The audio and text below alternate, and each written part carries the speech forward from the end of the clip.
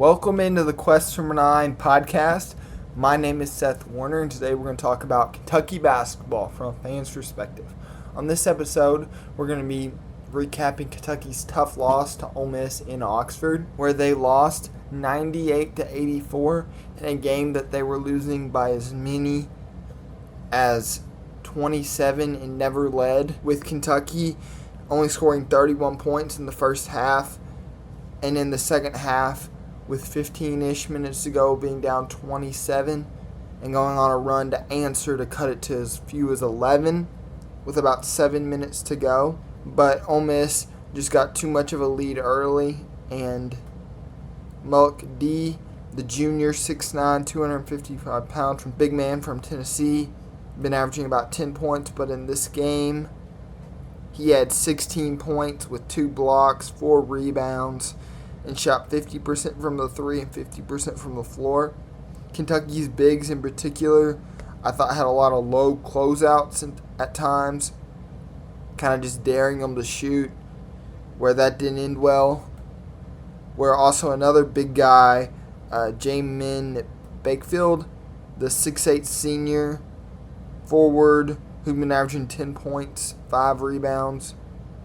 In this game, had 10 points, but shot 60% from 3 with 2 assists, 2 rebounds, and was 2 for 3 from 3.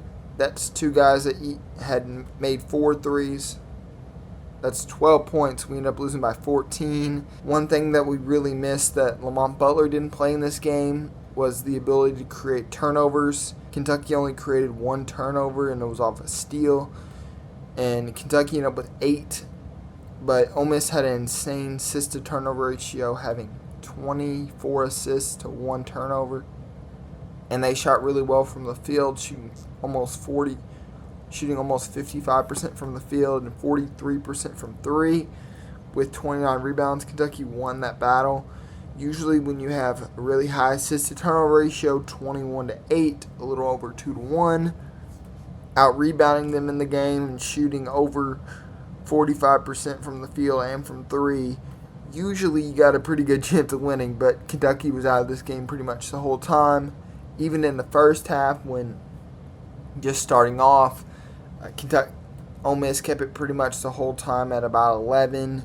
Kentucky really was never able to get over that hump in the first half, but that last stretch that's hurt Kentucky several times, Ole Miss just went on a run to take a 23-point lead going into halftime, being 54-31, giving up 54 points in the first half. Kentucky only gave up 44, but in the second half, with also a lot of free throws attempted at the end, we fouled them probably 3 or 4 times at the end, where normally those aren't points if Kentucky's winning.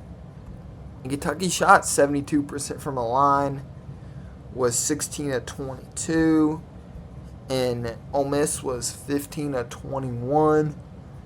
And Kentucky shot it better from the 3, shooting 47%. Kentucky only shot 70% in the second half, and it was 30% in the first half. So they really struggled coming out of the gates, came out slow, and just really wasn't able to get their rhythm, especially in the first half with the ball pressure.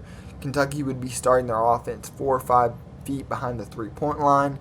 That really hurt their ability to get into their offense and to really be able to do something with the ball whenever they need to. Kentucky only ended up giving up 3 offensive rebounds. Kentucky had 6 offensive rebounds, winning that battle and out-rebounding the Rebels 37-29. Kentucky had a little bit of foul trouble, ending up with 16 fouls as a team. Otega Owe and Jackson Robinson each had 4. Amari Williams had 3. Amari Williams had a great game. In 26 minutes, he was 5 for 7 from the floor, had 11 rebounds, 10 assists with 12 points. This is the 4th ever triple-double in Kentucky men's basketball history. He ended up with, I think, 3 turnovers, but great assist-to-turnover ratio. But Ole Miss just came out strong, made Kentucky feel uncomfortable. And defensively, Kentucky just wasn't able to get stops. It's hard when you lose your point guard, both of your point guards. The point of attack defense wasn't good with Jax Robinson, and him having to be the primary initiator on the offensive end just put a lot of weight on him and Amari Williams, who's probably, without Lamont Butler, our best individual defender. And he had to do a lot of things on the floor that made him kind of uncomfortable and really started to wear him out defensively. And Kentucky only had one block in this game, and that was surprisingly by Travis Perry. And the craziest thing, Amari Williams had 10 out of our 21 assists. Andrew Carr still struggled with some of the physicality, but still, I thought he did some good things, having 10 points, 4 rebounds, and 3 assists, being perfect from the field in 23 minutes. Probably two of the big storylines, two guys that each played double-digit minutes, had zeros across the stat sheet, with Ansley Amanor and Trenton Noah each having no field goals, no three-point attempts, no fouls, nothing. And not really getting a whole lot of production from the bench outside of really Andrew Carr. Travis Perry played 14 minutes. He gave you 5 points, 2 assists, 2 rebounds, with 2 fouls. But the craziest thing about the Trent Noah and Ansley Almanor, they played a combined 28 minutes. Ansley played 15, Noah played 13, and it's just really hard when you have a short bench already, and when you need some of these other guys to step up, you don't get any production from 2 guys out of your rotation who played double-digit minutes. I thought Brandon Garrison had a few good moments. He struggled from the field, only shooting 2 for 5, had 5 rebounds, 3 assists with 5 points in 14 minutes. He had 1 or 2 highlight dunks.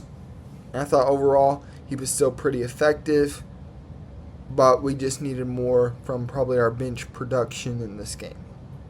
Kobe Brea had somewhat of a struggle game. He only shot 40% from the field, shooting 4 for 10. He was 2 for 6 from 3 with 2 rebounds and 10 points in 29 minutes. The big thing with him is he struggles laterally on defense with just an inability sometimes to guard and to move his feet. He had a few times he got back cut, and just laterally he doesn't move well with the defenders with some of his lack of lateral movement and athleticism. Otega Owe, I thought, did some good things. I had 24 points, 6 rebounds, 1 assist. He was 2 for 4 from 3 and 8 for 17 from the field in 33 minutes. I thought he did some good things, staying home on defense, not getting back cut as much, but I would like to see him create more pressure with some of his really good athleticism and length. But the really big standout for this game is Kentucky defensively, giving up 98 points. Kentucky dropping to about 200 in overall defense in the country in KenPom. While Kentucky, before this 2 or 3 game stretch, they were one of the better 3-point defenses in the country, but their last 2 games they gave up over 50% to Arkansas. They gave up 43% to Ole Miss, a team that was letting you shoot from 3 in the low 30s. I hear a lot of people talking about the 3-point attempt volume. To me, that's not a huge deal, especially if you keep their efficiency at where we were defending it at. We were defending them in the low 30s. We were top 10 in the country in percentage. So that tells me, okay, we're having the right people shoot the threes. So as offense, usually you adjust and those guys don't shoot as much. So it should balance out. But somehow the attempts are getting high in the makes where we've been defending it really well. Like Ole Miss got to 30 makes in this game, made 13 of them. We only shot 21, made 10, but they shot 6 more field goals. So Kentucky just needs higher closeout, especially for the bigs. I saw several times in the mid-range they did that. I liked how Coach Pope kind of, in his words, threw the kitchen sink at them. using different coverages, different defenses. I saw the matchup 2-3, 1-3-1 that turns into a 2-3 defense after the first pass. We brought out the press. We really struggled. Once they would reverse it the first time, it would go into a 2-3 zone. They would just get in the middle, and Amari Williams would struggle laterally sometimes, and he would hit the pull-up jumper or would get past him and finish. And they just did a good job because they were making shots. They were spreading us out, and there was just a lot of driving lanes sometimes in the zone. For Kentucky, it's just some mental mistakes too, giving up back cuts. Ole Miss made a lot of tough shots, but there were just some undisciplined play at times and just not crisp defense at times. Understanding your assignment and understanding communication of if you're going to switch, if you're going to not. There was at least 2 times that I remember that there was like kind of a dribble handoff, and he went to do dribble handoff, and the guy doing the dribble handoff just kept the ball, and he went, and they both went with the ball, and it was a miscommunication. And now you're putting yourself in a rotation. It's a really late rotation coming from the weak side.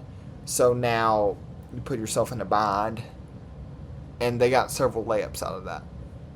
Overall, I think Kentucky just needs to clean up some of the detail things and just work on keeping the ball in front of them and just closing out a little bit higher. Especially for the bigs, like I've said. Rebounding, we've controlled the possession battle. They shot a few more shots, but that was just kind of early on in the game where they played very fast-paced tempo, and we gave up some of that. This is a very hard team to play without a point guard, especially with all the ball pressure they use, and it really wore out Kentucky, I felt like, and they got a punch to the mouth and made defensively, kind of made them submit a little bit and lose a fight, but I felt like they fought back in the second half. Putting it to as many as 27, cutting it down to a few as 11, and ending the game at 14. But I think some of their defensive intensity has to carry on, and they have to, especially for who Kentucky played early in the year, playing a lot of these Princeton offenses. I'm just surprised how much they're getting back cut. Because I remember at least 2 or 3 times where Kentucky got back cut and it was a layup. And a lot of those Princeton offenses that we played early in the season, that's just what they're predicated on to just make Kentucky more disciplined. It was part of the reason we were playing them. Going forward, we're going to be playing South Carolina on Saturday. That's a noon game, ESPN, ESPN2. South Carolina coming into the game is 10-2. I saw one thing that was really cool talking about South Carolina could be the only team in the SEC that doesn't end up making the NCAA tournament. But that's to be announced kind of thing. But it's crazy. We got about a month from Selection Sunday to the end of the regular season, and about 5 weeks till Selection Sunday. And with Kentucky having somewhat of an easier stretch coming up compared to everybody else in the SEC, playing South Carolina, who's 10-12, Tennessee, who's Tennessee, and then we go on the road to Texas, and then we host Vanderbilt, and then we go on the road to Alabama. That's going to be a tough game, and we go on the road to Oklahoma. And I feel like if Kentucky is going to be a legit team and is going to build some momentum, this next 6 game is going to be really important for the Wildcats. Just make sure we have the right momentum going into March, and that Kentucky understands defensively their assignments, and that Auburn game, that's the first Saturday in March 1st, is going to be a big matchup if Kentucky can create some momentum and get several wins in this next 6-game stretch out of their last 9. So Kentucky just needs to be prepared to understand the assignment defensively. And Coach Pope even took it on himself, saying they're not prepared enough and it's on me. And he was just saying it's my fault.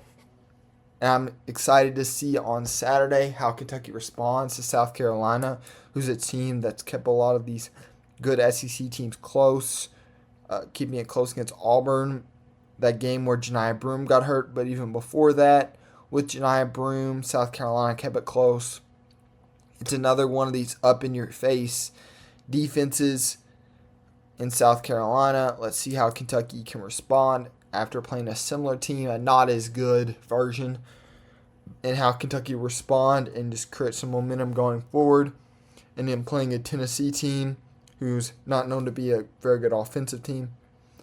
And if Kentucky can create some stops, especially early in the game, because this team's not meant to play from behind. And that when we're playing with the lead is when we play our best. So we'll see how Kentucky responds in having 2 straight home games.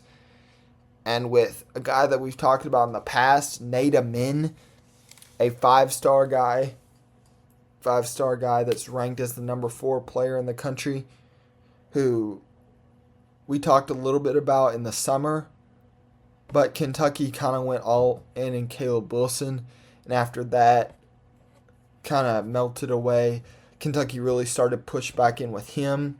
He's visiting for the Tennessee game, and that's going to be Tuesday, February 11th. So be interested to see how Kentucky does, setting the tone for that also, for going for the future.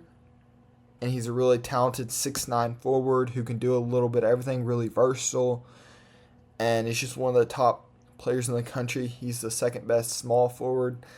Anymore, your small forward, power forward is, especially in the college and NBA, especially if it's like a big wing, they can play the 3 or the 4. So that's all from the Quest Number 9 podcast. My name is Seth Warner. And if you like this content, you can find us at Quest Number 9 on Instagram and Quest Number 9 on Twitter, aka X. And if you can do me a favor, if you like this content, please like and subscribe. And I will see you next time.